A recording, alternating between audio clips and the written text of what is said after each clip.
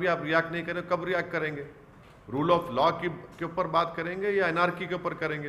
तो इनकी खामोशी इनको एक्सपोज करती है और ये बताता है कि इसलिए खामोश है क्योंकि इनको फिक्र है कि दूसरा वोट नहीं मिलेगा। मगर यहाँ पर वोट की नहीं, यहाँ पर जेनोसाइड का कॉल दिया जा रहा है। मगर अच्छा है, देश देख रहा है इन पॉलिटिकल पार्टीज को, चाहे समाजवादी और कांग्रेस हो, कैसे वो लोग खामोश बैठे। और उत्तराखंड में बीजेपी की सरकार के आशीर्वाद और पूरी सपोर्ट पर इस तरह के धर्म संसद हुआ। उन्हीं की सपोर्ट पर, उन्हीं की ईमा पर, उन्हीं की पूरी सपोर्ट के ऊपर इस तरह की बातें की गई।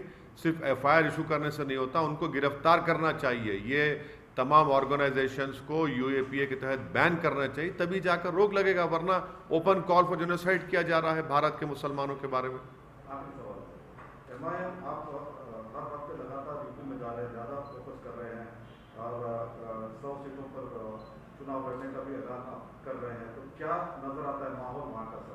देखिए, जहाँ तक मेरी बात है, मैं अपने तमाम पार्टी के जिम्मेदारों के साथ, पार्टी के अरकान कार्यकर्ता के साथ, हम सब लोग मिलकर मेहनत कर रहे हैं। हमारे हाथ में मेहनत करना है, जुस्तजू करना है, अच्छे फैसले लेना है। आगे इंशाअल्लाह ताला अल्लाह सुब्हानहू ताला उत्तर प्रदेश की जनता के दिलों में मोहब्बत डालेगा और वो वोट में तब्दील होगा। हम सबसे मुलाकात कर रहे हैं, सबसे बात कर रहे हैं और यही हमारी कोशिश है। नहीं, फ्रैगमेंटेड नहीं है।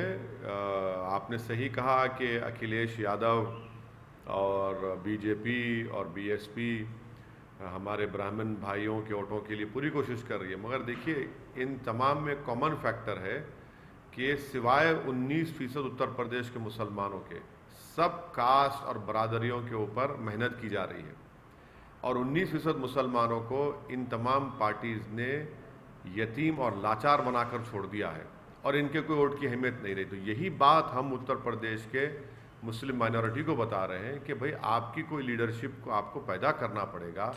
आपकी वोट की अहमियत उस वक्त लोगों को मालूम होगी जब आप अपनी लीडरशिप को बनाएंगे। जो ये पॉलिटिकल पार्टीज़ कभी भी इस बात को मानने के लिए तैयार नहीं, ना इस चीज़ की कोशिश करेंगे कि उत्तर प्रदेश के 19% मुसलमानों को उनका हिस्सा मिले और उनकी एक लीडरशिप बने। उनके दरमियान में से एक नहीं बल्कि कई नेता निकले जो मुस्लिम माइनॉरिटी के जस्टिस के लिए काम कर सके।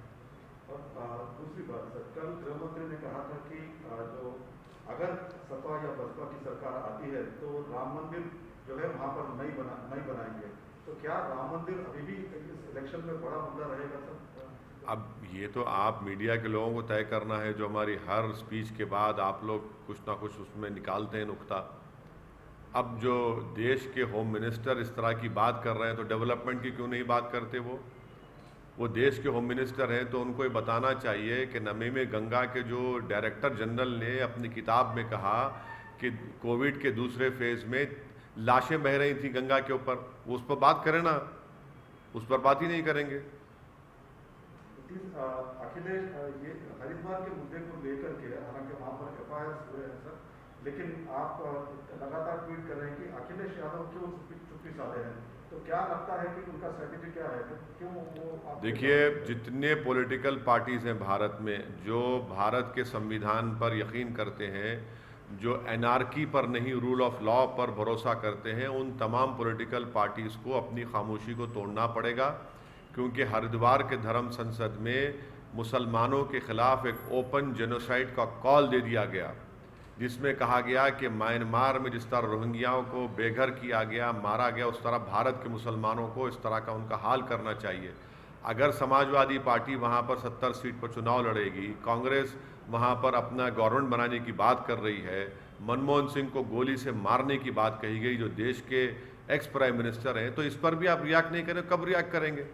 रूल ऑफ लॉ के ऊपर बात करेंगे या एनआरकी?